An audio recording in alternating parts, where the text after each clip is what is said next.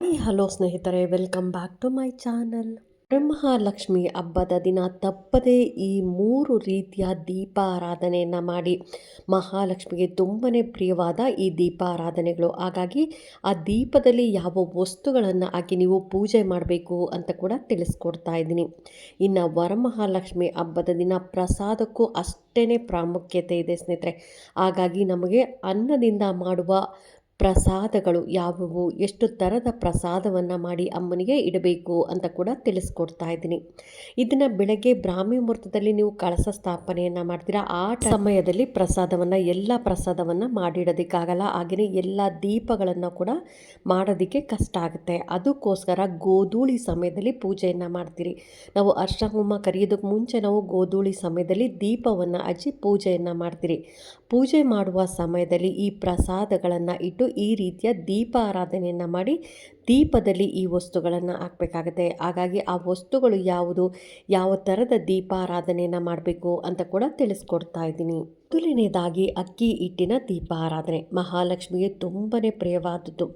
ವಿಷ್ಣು ದೇವರಿಗೂ ಕೂಡ, ವಿಷ್ಣು ದೇವರಿಗೆ ಹಾಕ್ಬೋದು, ಮಹಾಲಕ್ಷ್ಮಿಗೆ ಹಾಕ್ಬೋದು, ವೆಂಕಟೇಶ್ವರ ಸ್ವಾಮಿಗೆ ನಾವು ಅಕ್ಕಿ ಹಿಟ್ಟಿನ ದೀಪಾರಾಧನೆಯನ್ನು ಮಾಡ್ತೀರಿ. ಶನಿವಾರ ಮಾಡುವಂಥದ್ದು ವೆಂಕಟೇಶ್ವರ ಸ್ವಾಮಿಗೆ, ಹಾಗೆಯೇ ಶುಕ್ರವಾರ ಮಾಡುವಂಥದ್ದು ವಿಷ್ಣು ಮತ್ತು ಮಹಾಲಕ್ಷ್ಮಿಗೆ ನಾವು ಅಕ್ಕಿ ಹಿಟ್ಟಿನ ದೀಪಾರಾಧನೆಯನ್ನು ಮಾಡ್ತೀರಿ. ಹಾಗಾಗಿ ನಾವು ಮಹಾಲಕ್ಷ್ಮಿಯನ್ನು ಪೂಜೆ ಮಾಡಬೇಕಂದ್ರೆ ಯಾವಾಗಲೂ ವಿಷ್ಣುವನ್ನು ನೆನೆದು, ಅಂದರೆ ವಿಷ್ಣು ದೇವರನ್ನು ನೆನೆದು ನಾವು ಮಹಾಲಕ್ಷ್ಮಿಗೆ ದೀಪಾರಾಧನೆಯನ್ನು ಮಾಡಬೇಕಾಗತ್ತೆ. ಹಾಗಾಗಿ ದೀಪಾರಾಧನೆಗೆ ಯಾವೆಲ್ಲ ವಸ್ತುಗಳು ಬೇಕು, ಯಾವ ರೀತಿಯಾಗಿ ಮಾಡಬೇಕು ಅನ್ನೋದಾದರೆ, ಮೊದಲು 2 ದೀಪಕ್ಕಾಗಷ್ಟು ನೀವು ಅಕ್ಕಿ ಹಿಟ್ಟನ್ನು ತೊಗೊಬೇಕಾಗತ್ತೆ. ಯಾವಾಗಲೂ ಒಂದು ದೀಪ ಹಚ್ಚಬಾರ್ದು, ಅದಕ್ಕೋಸ್ಕರ ಜೋಡಿ ದೀಪವನ್ನೇ ಹಚ್ಚಬೇಕಾಗತ್ತೆ. ಅದಕ್ಕೋಸ್ಕರ 2 ದೀಪಕ್ಕಾಗಷ್ಟು ನೀವು ಅಕ್ಕಿ ಹಿಟ್ಟನ್ನು ತಗೊಳ್ಳಿ. ಅದ್ರ ಜೊತೆ 1 ಸ್ಪೂನ್ ಆಗಷ್ಟು ನೀವು ತುಪ್ಪವನ್ನು ಹಾಕ್ಕೊಳ್ಳಿ. ಹಾಗೆಯೇ ಇದಕ್ಕೆ ಪುಡಿ ಮಾಡಿದ ಬೆಲ್ಲವನ್ನು ಹಾಕ್ಕೋಬೇಕಾಗತ್ತೆ. ಈ 3 ವಸ್ತುಗಳನ್ನು ಚೆನ್ನಾಗಿ ಕಲಿಸ್ಕೊಂಡು ಮಿಕ್ಸ್ ಮಾಡಿಕೊಂಡು ನೀವು ಅದಕ್ಕೆ ಹಾಲಿನಿಂದಾದರೂ ಕಲಿಸ್ಕೊಬೋದು ಅಥವಾ ಶುದ್ಧವಾದ ನೀರಿನಿಂದಾದರೂ ಮಿಕ್ಸ್ ಮಾಡ್ಕೊಬೋದು. ಸ್ವಲ್ಪ ಗಟ್ಟಿಯಾಗಿ ಮಿಕ್ಸ್ ಮಾಡಿಕೊಂಡು ಈ ರೀತಿಯಾಗಿ ದೀಪದ ಆಕಾರವಾಗಿ ಮಾಡಿಕೊಂಡು ನೀವು ಇದಕ್ಕೆ ಅರಿಶಿನ ಕುಂಕುಮವನ್ನು ಇಟ್ಟು ಹೂಗಳಿಂದ ಅಲಂಕಾರ ಮಾಡಿಕೊಂಡು ನೀವು ತುಪ್ಪದ ದೀಪವನ್ನೇ ಹಚ್ಚಬೇಕಾಗತ್ತೆ. ತುಪ್ಪದ ಬತ್ತಿಯನ್ನು ಮಾಡಿ ನೀವು ತುಪ್ಪವನ್ನು ಹಾಕಿ ತುಪ್ಪದ ದೀಪವನ್ನು ಬೆಳಗಬೇಕಾಗುತ್ತೆ. ಯಾವಾಗಲೂ ನಾವು ಮಹಾಲಕ್ಷ್ಮಿನ ಪೂಜೆ ಮಾಡುವ ಮೊದಲು ವಿಷ್ಣು ದೇವರನ್ನು ನೆನೆದು ನಾವು ಮಹಾಲಕ್ಷ್ಮಿಯನ್ನು ಪೂಜೆ ಮಾಡಬೇಕಾಗತ್ತೆ. ಅದಕ್ಕೋಸ್ಕರ ಓಂ ನಮೋ ಭಗವತೆ ನಾರಾಯಣಾಯ ನಮಃ ಅಂತ ಹೇಳ್ಕೊತ ಓಂ ಶ್ರೀಂ ಕ್ಲೀಂ ಮಹಾಲಕ್ಷ್ಮೀ ನಮಃ ಅಂತ ಹೇಳ್ತಾ ನೀವು ದೀಪವನ್ನು ಬೆಳಗಬೇಕಾಗತ್ತೆ. ಈ ರೀತಿಯಾಗಿ ನಾವು ಯಾವಾಗಲೂ ಮಹಾಲಕ್ಷ್ಮಿನ ಪೂಜೆ ಮಾಡೋ ಮೊದಲು ನಾವು ನಾರಾಯಣನ ಸ್ಮರಣೆ ಮಾಡ್ತಾನೆ ಪೂಜೆಯನ್ನು ಮಾಡಬೇಕಾಗತ್ತೆ.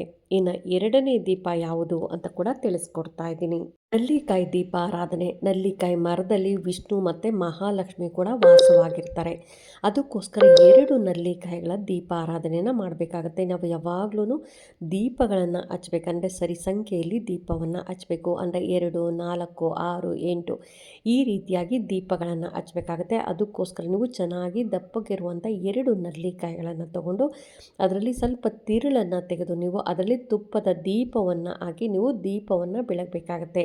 ಇದು ಕೂಡ ವಿಷ್ಣು ಮತ್ತು ಮಹಾಲಕ್ಷ್ಮಿಗೆ ತುಂಬನೇ ಪ್ರಿಯವಾದದ್ದು. ನಾವು ಯಾವುದೇ ಒಂದು ದೀಪಾರಾಧನೆ ಮಹಾಲಕ್ಷ್ಮಿ ಹಬ್ಬದ ದಿನ ನಾವು ದೀಪಾರಾಧನೆ ಮಾಡ್ತೀರಿ ಅಂದರೆ ನಾವು ಮಹಾಲಕ್ಷ್ಮಿಗೆ ಪ್ರಿಯವಾದ ದೀಪಗಳನ್ನು ಮಾಡೋದ್ರಿಂದ ನಮ್ಮ ಮನೆಯಲ್ಲಿ ಅಷ್ಟು ಐಶ್ವರ್ಯ ಹೆಚ್ಚಾಗುತ್ತೆ. ವರ್ಷ ಪೂರ್ತಿ ಲಕ್ಷ್ಮೀ ದೇವಿ ಹಾಗೂ ವಿಷ್ಣುವಿನ ಅನುಗ್ರಹ ಇರುತ್ತೆ ನಿಮ್ಮ ಮನೆಯಲ್ಲಿ. ನೀವು ಏನೇ ಅಂದ್ಕೊಂಡ್ರೂ ಸಾಧನೆ ಮಾಡುವಂಥ ಶಕ್ತಿ ಮಹಾಲಕ್ಷ್ಮಿ ಕೊಡ್ತಾಳೆ. ಅದಕ್ಕೋಸ್ಕರ ನೀವು 2 ನಲ್ಲಿಕಾಯಿ ದೀಪಗಳನ್ನು ಮಾಡಬೇಕಾಗತ್ತೆ. ಇನ್ನು 3ನೇ ದೀಪ ಯಾವುದು ಅನ್ನೋದಾದರೆ ಬೆಲ್ಲದ ದೀಪ ಆರಾಧನೆ. ಅಂದರೆ ಚೆನ್ನಾಗಿರುವಂಥ 2 ಬೆಲ್ಲದ ಹಚ್ಚು ತೊಗೊಳ್ಳಿ. ಎಲ್ಲೂ ಮುಕ್ಕಾಗಿರ್ಬೋದು, ಓಲಾಗಿರಬಾರ್ದು. ಅಂತಹ ಬೆಲ್ಲದ ಹಚ್ಚನ್ನು ತೊಗೊಂಡು ಒಂದು ತಟ್ಟೆಯಲ್ಲಿ ನೀವು ಅಕ್ಕಿಯನ್ನು ಹಾಕಿ ಅದರ ಮೇಲೆ 2 ಬೆಲ್ಲದ ಹಚ್ಚನ್ನು ಇಟ್ಟು ಅದಕ್ಕೆ ಅರಿಶಿನ ಕುಂಕುಮವನ್ನು ಇಟ್ಟು ಹೂಗಳಿಂದ ಅಲಂಕಾರ ಮಾಡಿ ನೀವು ಇದಕ್ಕೆ ತುಪ್ಪವನ್ನು ಹಾಕಿ ನೀವು ಬತ್ತಿಯನ್ನು ಹಾಕಿ ನೀವು ದೀಪವನ್ನು ಬೆಳಗಬೇಕಾಗತ್ತೆ.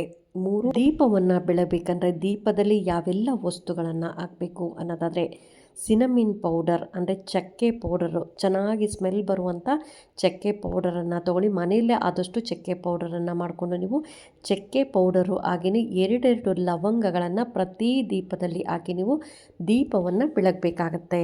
ಕೆಂಪು ಆರತಿನ ಯಾವ ರೀತಿಯಾಗಿ ತಟ್ಟೆ ತೊಗೊಳ್ಳಿ. ತಟ್ಟೆಯಲ್ಲಿ ಶುದ್ಧವಾದ ನೀರನ್ನು ಹಾಕಿ ಅದಕ್ಕೆ ಸ್ವಲ್ಪ ಅರಿಶಿನವನ್ನು ಹಾಕಿ ಕುಂಕುಮವನ್ನು ಹಾಕಬೇಕಾಗತ್ತೆ. ನಾವು ಮನುಷ್ಯರಿಗೆ ದೃಷ್ಟಿ ತೆಗಿಬೇಕಂದ್ರೆ ಅರಿಶಿಣದ ಜೊತೆ ನಾವು ಸುಣ್ಣವನ್ನು ಮಿಕ್ಸ್ ಮಾಡ್ತೀರಿ. ಆದರೆ ದೇವರಿಗೆ ಕೆಂಪು ಆರತಿಯನ್ನು ಮಾಡೋದಕ್ಕೆ ನಾವು ಅರಿಶಿಣದ ಜೊತೆ ಕುಂಕುಮವನ್ನು ಮಿಕ್ಸ್ ಮಾಡ್ತೀರಿ. ಇನ್ನು ಅದ್ರ ಮೇಲೆ ಒಂದು ವೀಳ್ಯದೆಲೆಯನ್ನು ಇಟ್ಕೊಳ್ಳಿ. ವೀಳ್ಯದೆಲೆ ಮೇಲೆ ನೀವು 2 ದೀಪಗಳನ್ನು ಹಚ್ಚಬೇಕಾಗತ್ತೆ. ಇದು ಕೂಡ ತುಪ್ಪದ ದೀಪಗಳನ್ನು ಹಚ್ಚಿ ನೀವು ಹೂಗಳಿಂದ ಅಲಂಕಾರ ಮಾಡಿ ಲಾಸ್ಟಲ್ಲಿ ಅಂತಂದರೆ ಎಲ್ಲರೂ ಬಂದು ಹೋಗ್ತಾರಲ್ಲ, ಆ ಬಂದು ಹೋದ್ಮೇಲೆ ಎಲ್ಲರೂ ಕುಂಕುಮ ಕರೀತೀರ ನೀವು ಅವ್ರ ಮಹಾಲಕ್ಷ್ಮಿ ಹಬ್ಬದ ದಿನ. ಎಲ್ಲರೂ ಬಂದು ಹೋದ ನಂತರ ನೀವು ಅಮ್ಮನಿಗೆ ಈ ರೀತಿಯಾಗಿ ಕೆಂಪು ಆರತಿಯನ್ನು ಮಾಡಿ ನೀವು ಬಾಗಿಲಿನ ಮುಂದೆ ಹಾಕ್ಬೋದು ಅಥವಾ ಗೇಟಿನ ಮುಂದೆ ಆ ನೀರಿರುತ್ತಲ್ಲ ಆ ನೀರನ್ನು ಅದು ಲೈನಾಗಿ ನೀವು ಹಾಕಬೇಕಾಗತ್ತೆ. ಅಂದರೆ ಕುಂಕುಮಕ್ಕೆಲ್ಲ ಎಷ್ಟೊಂದು ಜನ ಬಂದಿರ್ತಾರೆ. ಆವಾಗ ಅವರು ಸೀರೆ ಚೆನ್ನಾಗಿದೆ ಅನ್ನೋದು ಅಥವಾ ಒಡವೆ ಚೆನ್ನಾಗಿದೆ ಅನ್ನೋದು ಅಥವಾ ನಿಮ್ಮ ಮನೇಲಿ ಚೆನ್ನಾಗಿ ಕೂರಿಸಿದ್ದೀರಾ, ಲಕ್ಷ್ಮಿ ತುಂಬ ಚೆನ್ನಾಗಿ ಕಾಣ್ತಿದ್ದಾಳೆ ಅನ್ನೋದು ಅಥವಾ ಅಲ್ಲಿ ದುಡ್ಡು ಇಟ್ಟಿರ್ತೀರಿ ಅದಕ್ಕೆ ದೃಷ್ಟಿ ಆಗೋದಾಗಲಿ ಈ ರೀತಿಯಾಗಿ ಆಗುತ್ತೆ. ಮಹಾಲಕ್ಷ್ಮಿಗೂ ಕೂಡ ದೃಷ್ಟಿಯನ್ನು ಆದರೆ ನಿಮ್ಮ ಮನೆ ಏಳಿಗೆ ಅನ್ನೋದು ಆಗಲ್ಲ. ಅದಕ್ಕೋಸ್ಕರ ನೀವು ಕೊನೆಯಲ್ಲಿ ಕೆಂಪು ಆರತಿಯನ್ನು ಮಾಡಬೇಕು. ಅದಕ್ಕೋಸ್ಕರ ನಾವು ಮಹಾಲಕ್ಷ್ಮಿಯ ಪೂಜೆಯನ್ನು ಮಾಡಬೇಕಂದ್ರೆ ನೀವು ಆಡಂಬರವಾಗಿ ಮಾಡಬೇಡಿ. ಎಷ್ಟು ಸಿಂಪಲ್ ಆಗುತ್ತೋ ಅಷ್ಟು ಸಿಂಪಲಾಗಿ ಮಾಡ್ಕೊಳ್ಳಿ. ಒಡವೆಗಳನ್ನು ಹಾಕ್ಬೋದು, ಒಡವೆಗಳನ್ನು ಜಾಸ್ತಿ ಹಾಕೋದು, ದುಡ್ಡನ್ನು ತುಂಬ ಜೋಡಿಸಿಡೋದು, ತುಂಬ ಗ್ರ್ಯಾಂಡಾಗಿ ಮಾಡೋದು, ಈ ರೀತಿಯಾಗಿ ಮಾಡಿದ್ರೆ ದೃಷ್ಟಿ ಆಗುತ್ತೆ. ಹಾಗಾಗಿ ದೃಷ್ಟಿ ಆಗಬಾರ್ದು ಅಂದರೆ ಎಷ್ಟು ಸಿಂಪಲಾಗಿ ಆಗುತ್ತೋ ಅಷ್ಟು ಸಿಂಪಲಾಗಿ ನೀವು ಭಕ್ತಿಯಿಂದ ಆಚರಣೆಯನ್ನು ಮಾಡ್ಕೊಳ್ಳಿ. ಇನ್ನು ಪ್ರಸಾದ ಯಾವ ಯಾವ ಪ್ರಸಾದಗಳನ್ನು ಇಡಬೇಕು, ಇಷ್ಟೂ ಪ್ರಸಾದ ಇಡೋಕ್ಕಾಗಲಿಲ್ಲ ಅಂದರೆ ಇದರಲ್ಲಿ ಅಟ್ಲೀಸ್ಟ್ ಒಂದು ಪ್ರಸಾದವಾದರೂ ನೀವು ಮಹಾಲಕ್ಷ್ಮಿಗೆ ಇಡಬೇಕಾಗತ್ತೆ. ಹಾಗಾಗಿ ಬೆಳಗ್ಗೆನೇ ಒಂದು ಲೋಟ ಹಾಲನ್ನು ಇಟ್ಟು ನೀವು ಬ್ರಾಹ್ಮಿ ಮುಹೂರ್ತದಲ್ಲಿ ಪೂಜೆಯನ್ನು ಮಾಡಿರ್ತೀರ. ಇನ್ನು ಈ ಪ್ರಸಾದವನ್ನು ನೀವು 12 ಗಂಟೆ ಟೈಮಲ್ಲಿ ಕೂಡ ನೀವು ಎಲ್ಲ ಅಡುಗೆ ಆದ ಮೇಲೆ ಕೂಡ ಇಡ್ಬೋದು ಅಥವಾ ಸಂಜೆ ಗೋಧೂಳಿ ಸಮಯದಲ್ಲೂ ಕೂಡ ಇಡ್ಬೋದು. ಇನ್ನು ಯಾವ ಪ್ರಸಾದ ಇಡಬೇಕು ಅನ್ನೋದಾದರೆ ಪುಳಿಯೋಗರೆಯನ್ನು ಇಡಬೇಕಾಗತ್ತೆ. ಮಹಾಲಕ್ಷ್ಮಿಗೆ ತುಂಬಾ ಪ್ರಿಯವಾದದ್ದು ಪುಳಿಯೋಗರೆ. ಹಾಗೆಯೇ ನಿಂಬೆ ಹಣ್ಣಿನ ಚಿತ್ರಾನ್ನ ಆಗ್ಬೋದು, ಮೊಸರನ್ನು ಆಗ್ಬೋದು, ಹಾಗೆಯೇ ಪೊಂಗಲ್ ಇಷ್ಟೂ ಕೂಡ ನೀವು ಇಡಬೇಕಾಗತ್ತೆ. ಅಂದರೆ ಒಂದು ಸಾರಿ ನೀವು ಒಂದು ಕುಕ್ಕರಲ್ಲಿ ಅನ್ನ ಮಾಡ್ಕೊಳ್ಳಿ. ಎಷ್ಟು ಪ್ರಸಾದಕ್ಕೆ ಬೇಕೋ ಅಷ್ಟು ಮಾತ್ರ ಮಾಡ್ಕೊಳ್ಳಿ. ಏಕೆಂದರೆ ಅದನ್ನು ಎಂಜಲ್ ಮಾಡಬಾರ್ದು. ಅದಕ್ಕೋಸ್ಕರ ಅದನ್ನು ತೊಗೊಂಡು ಸ್ವಲ್ಪನೇ ತೊಗೊಂಡು ಒಂದು ಸ್ವಲ್ಪ ತೊಗೊಳ್ಳೋದು, ಅದರಲ್ಲಿ ಪುಳಿಯೋಗರೆ ಗೊಜ್ಜನ್ನು ಕಲಿಸ್ಕೊಳ್ಳೋದು, ಇನ್ನು ಸ್ವಲ್ಪ ಅನ್ನವನ್ನು ತೊಗೊಳ್ಳೋದು, ನಿಂಬೆಹಣ್ಣಿನ ಚಿತ್ರಾನ್ನವನ್ನು ಮಾಡೋದು, ಇನ್ನೊಂದು ಸ್ವಲ್ಪ ಅನ್ನ ತೊಗೊಳ್ಳೋದು, ಅದರಲ್ಲಿ ಮೊಸರನ್ನ ಡ್ರೈ ಫ್ರೂಟ್ಸ್ ಎಲ್ಲ ಹಾಕಿ ಮೊಸರನ್ನವನ್ನು ಮಾಡೋದು, ಇನ್ನೊಂದು ಸ್ವಲ್ಪ ಅನ್ನ ತೊಗೊಳ್ಳೋದು, ಅದರಲ್ಲಿ ಪೊಂಗಲ್ ಅಂದರೆ ಬೇಳೆ ಸ್ವಲ್ಪ ಹಾಕಿ. ಏಕೆಂದರೆ ಮಹಾಲಕ್ಷ್ಮಿಗೆ ಕಡಲೆಬೇಳೆ ಹಾಕ್ಬೋದು, ತೊಗರಿಬೇಳೆ ಹಾಕ್ಬೋದು, ಹಾಗೆಯೇ ಹೆಸರುಬೇಳೆ ಈ ಮೂರಿಂದನೂ ಮಾಡಿರಬೇಕಾಗತ್ತೆ. ಅದಕ್ಕೋಸ್ಕರ ನಾವೀಗ ಕಡಲೆಬೇಳೆ ಹಾಗೆಯೇ ತೊಗರಿಬೇಳೆಯಿಂದ ಹೋಳಿಗೆ ಕೂಡ ಮಾಡಿರ್ತೀರಿ. ಅದ್ರ ಜೊತೆ ನಾವು ಈ ರೀತಿಯಾಗಿ ಪೊಂಗಲನ್ನು ಕೂಡ ಮಾಡಬೇಕಾಗತ್ತೆ. ಇಷ್ಟು ಪ್ರಸಾದನೂ ಮಾಡೋಕ್ಕಾಗಲಿಲ್ಲ ಅಂದರೆ ಅಟ್ಲೀಸ್ಟ್ ನೀವು ಮೊಸರನ್ನ ಹಾಗೆಯೇ ಪುಳಿಯೋಗರೆ, ನಿಂಬೆಹಣ್ಣಿನ ಚಿತ್ರಾನ್ನ ಈ ಮೂರಂತೂ ಕಂಪಲ್ಸರಿ ಇಡಲೇಬೇಕಾಗತ್ತೆ ಸ್ನೇಹಿತರೆ. ಹಾಗಾಗಿ ಆದಷ್ಟು ಈ ದಿನ ಸಂಜೆ ಗೋಧೂಳಿ ಸಮಯದಲ್ಲಿ ಮಾಡ್ಕೊಂಡು ಬೆಳಗ್ಗೆನೇ ಪೂರ್ತಿ ಎಲ್ಲ ಅಡುಗೆ ಮಾಡಿ ನಾವು ಪ್ರಸಾದವನ್ನು ಇಡೋದಕ್ಕಾಗಲ್ಲ.